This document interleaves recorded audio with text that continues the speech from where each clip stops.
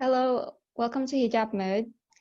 So Hijab Mode TV is your program for fashion news, and here we have Miss Talusan. She's the owner of Atelier Laha. Miss Talusan has been in the modest fashion industry in a long time. She is a former ambassador for World Hijab Day in the Philippines. She is now currently making an influence because of her successful brand that features headscarf. I love your energy, your fashion career, and everything. Anyways, you have mentioned in your profile that you're a third cultured kid on your Instagram bio. So what does it all mean to you? Being a third culture kid just like you, it's kind of hard because you're rootless. Like you grow up in other countries and you don't know what your identity is. So being a third culture kid, you went back home and you see different cultures, lifestyle, environment. It's something you have to find it.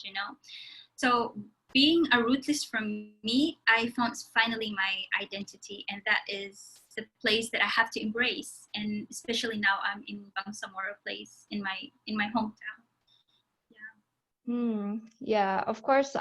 It's pretty interesting that both of us we always like share those kinds of identity, and we can choose which identity to actually choose. Like, you know what I mean? If we have like three cultures, we can choose culture one, culture two, and culture three, and it's actually pretty awesome to be TCK. So talking about your brand, since you're the owner of Atelier Herslaha, does your brand represent your experience as a person who have more than one culture? Exactly. I think that's what we actually wanted the Filipinos to understand. If you know, in Saudi Arabia, there are a lot of OFW people are working in Middle East, especially Saudi Arabia is one of them. So growing up and you know affiliated with your own cultures, lifestyle in Saudi Arabia. So when we came back to Philippines, everything has changed. You're trying to be like an Arabian, but you're not Arabian because of your face, the way how you handle in your immigrant family. So what we made is that we thought of being sisters. Let's do something different because we're wearing abaya. Like now I'm wearing it. So in order to represent yourself as an identity, like being Bangsamoro people, we have to do something with the identity in your own fashion so that they know that the way how you're doing your brand represent who you are actually. Yes. Yeah. So how did you start your brand? I'm really curious. It was really fun because we started in a hostel. I was with my roommate. She's a Uyghur from China. She has really like amazing idea of doing this and that because in Uyghur right now they're in a camp situation, so they have also a voice of being a minority Muslim. So the same thing in Philippines. So what we understand is that wearing a headscarf or wearing abaya or wearing something like modest, they feel like you are inferior or maybe because conservative person or religious. So we want to make it fun in terms of fashion. So when we started the brand, we went to, I remember in the hostels, we were sitting in our room and we're doing what they call DIY thing, the earring, and we're making it like a pin. And then the scarf, we're selling it. We're going back to Philippines. We went back to China and we're selling the scarf. And then when we came back, everything like we got really interested because people are really seeing what is the trend on trend. So we continue it until the time that I have a marketing presentations. I use the Hers Laha. Actually, it was like hers. So I told my ASEAN friends from Brunei, Myanmar, if I can insert this to my presentations. Until such time it become reality. We handle the same business in hostel. We're going to the room to room and selling stuff, the scarf. It was 2012, I guess. Me and my friends, we were going to everywhere and selling all the stuff that we can just to earn profit and roll up and do something crazy. But that time we don't have an identity being a war or being a moral people. We don't have it. We just thought of being a modest fashions. until time that I went back to Philippines, and I introduced what we're doing with my classmates, the fashion thing, to my sisters. And that time in the Philippines, it was not really trend. Should I say it's not really trend? Then I introduced them the Laha, and how we started at home, at the living room, where Yeah. orders from Malaysia, and we're trying to sell it in the Philippines until people are get used to wear hijab, also a modest play abaya, or anything that you can say it's a modesty way. Until years by, we try to understand the brand. We try to re-strategize it. After like 3 years, then we came out like, huh, we're among some more people. Why not we make something unique piece that identify who we are? And that is the tribal. Like my mom, she's a Maranao. My dad is half Chabacano, half Maguindanao. So it's like a kind of mixed tribe. So we came out with a very unique fabric that they're selling it in Mindanao. That is the Kulaka Inaw in Langkit, the one like this one. So really handmade. So we added an accent to the abaya so that we want the world to see that there, hey, hello, there's a unique piece from Mindanao. So probably you would like to have them, something like that. So yeah, until then, alhamdulillah, we're still continuing doing it. Yeah. Yeah, fashion is all about culture and yourself. It's not just all about glamour or like flat glamour on TV. No offense for that, okay? Okay, but I respect Hollywood. Yeah, of course I respect Hollywood because it's there. But like fashion should be more than what kind of Hollywood glamour in the media. And yeah, I really love the concept, and I hope that it's actually very empowering for those who have a lot of a culture like cultural personality. Those kinds of spectrum is really really complex, but it's not boring. Yeah. Yeah, that's like the summary of it, isn't it?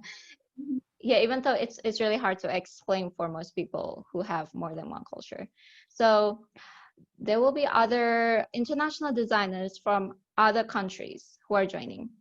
How will you prepare this extraordinary event? My sisters and I were very excited because yearly we have different networks from different new designers, from senior designers, or should I say expert designers. Each of them, they have their own sense of style, and that's what really inspires us to move forward and look forward. So with this event, I would say that meeting a new people is a new opportunity for us to expand, to do network, and to learn from one another. So I think with this, like 2021, I guess it's a really new normal. So I'm very happy and really excited to meet them eagerly. I can't wait for that. Oh my God, we can't wait too. Do you think that this event will be influential and important for the fashion industry? Of course, like other than food industry or pharmaceutical industry, fashion is something you can't really hide it. People still love to beautify themselves, even whether it's expensive or not expensive. At least you feel so good, especially you are trying to make it with your mentality and the way how you wear it makes you feel so good. So in our brand, that's what we're trying to make the woman in Bangsamoro, people in Mindanao or the whole Philippines, to look unique at their own place, yeah, in their own way. Yeah. Yeah, being unique is super important in the fashion industry to stand out.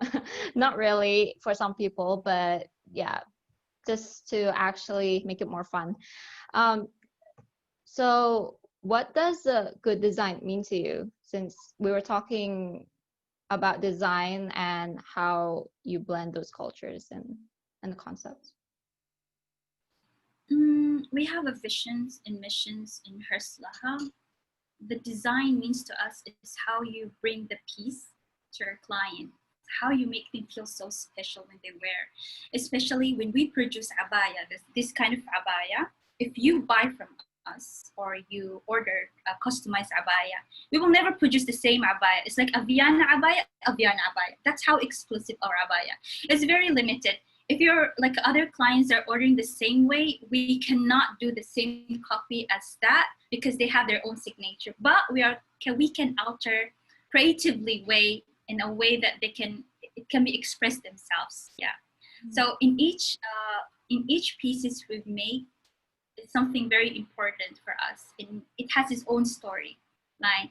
And do you believe that the wavering, they have their own names, it has no own connotation, own description. So it's not really easy to produce a lot like a mass for other people. No, it's something exclusive and meaningful. So that's what we really want to hold into our goal. Yes, exclusive fashion is what's more needed in this day and age, especially in an age of mass production, like mass clothing. I think that it's much more needed and it's more demanding. What is your definition of modesty, since your brand incorporates a lot of modesty, which is more fashionable in my opinion? So could you please tell me more about that? Modesty, in non-Muslim area, if you're explaining about the modesty, back of their mind, they thought about being religious or being conservative. Yeah. But in our way of how we understand Atelier Laha, the modesty is the way how you carry yourself. Whether it's self-preference because of personal status, whether it's because of your religion, or whether it's because of your choice. So it's a freedom of choice, actually. As long as you know the modesty, what brings you in your own aura, in your own way, beautifully or what. So modesty is not because of the religion stuff that, like, any way that you can express it. Like example, when we're trying to introduce modest fashion in other cities, they were telling me, is this for prayer or is this for for Muslim only? I said, no. Right, in fact, it's for everyone, like everyone who likes to wear it. Modesty is the way how you represent yourself. So for us, that's how we're seeing it. So some people, like non-Muslim, they're afraid of wearing modest because they're afraid of judgmental way, or I don't know how to describe it. But yes, the modesty is everything what you're doing. It describes you. Yeah, definitely.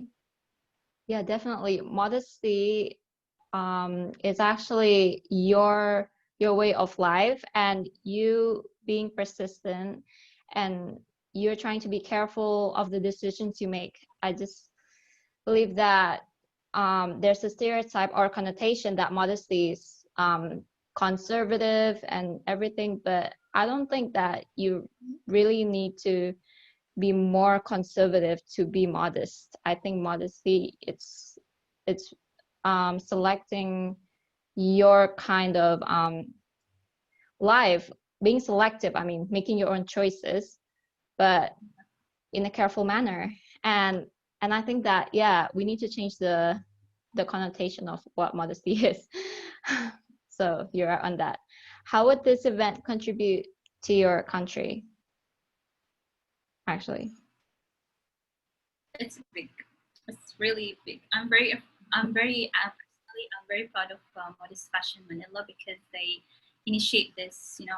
Though back of our mind, we're trying to look more into locally, introduce the modest fashion locally before international. But hey, there's a Modest Fashion Manila, so why not we support it? And it's a very, very, it's a strong message to create awareness to other Filipino, I guess, and also Muslim Filipinos to understand that modest fashion has its own niche market, has its own meaning, and it has its own fashion wave sense. Should I say that? Yeah, so it's really a big thing for Philippines. Yeah, I guess 2000 is a new way of how people would understand modest fashion. Yes. I totally agree with you. Yeah. What is your advice for young designers out there who will be looking up for your brilliant designs? I'm actually a designer because I'm not really a designer, should I say, but because you have the sense of aesthetic feeling. You want to see people beautiful. You want to see the piece that you create something unique. I think if you have an idea, just push it, just execute it, just do it. Because I remember my time when I did my business, my undergraduate and my master degree. Everyone is telling, "Are you going to be a designer for seriously?" Like, I said, "Yeah, like of course," because doing what you really love, other than being passionate about the design, I think it contributes a lot to your society, to your, especially to your brand, that you're empowering other women to do the same thing. We're like, imagine we're five sisters, all of them were married. We have kids to do so. But other than juggling with the home thing course, the fashion modesty fashion is something that we really want to do, and that's what we always continue. So if you really have something in your mind, creative things, just do it. Don't allow people to stop you for being who you are. Just execute it. You will never know. It takes years for us to discover the identity of who we actually are. So yeah, just continue doing it and inspire other people, especially the service that you're doing it behind the brand. Like, you don't have to tell other people you did this and that, but keep it between you and Allah. Yeah, that's the most important goal, I guess. That's very great advice, and it is very, very democratic, as I could say it. It's very cool. So, okay, for the closing statement, please tell our viewers on what they would expect in your 2021 collection in Modest Fashion Manila. 2021 is something very new. We're expecting, despite of downfall with all small businesses, and creating innovations into operations like a kind of piece is very important. So in 2021, we thought of something different. We're creating not just we're not creating just a cloth or headscarf, but some adding beauty sense, let's say accessory stuff. So that what we really wanted to bring in the future into 2021.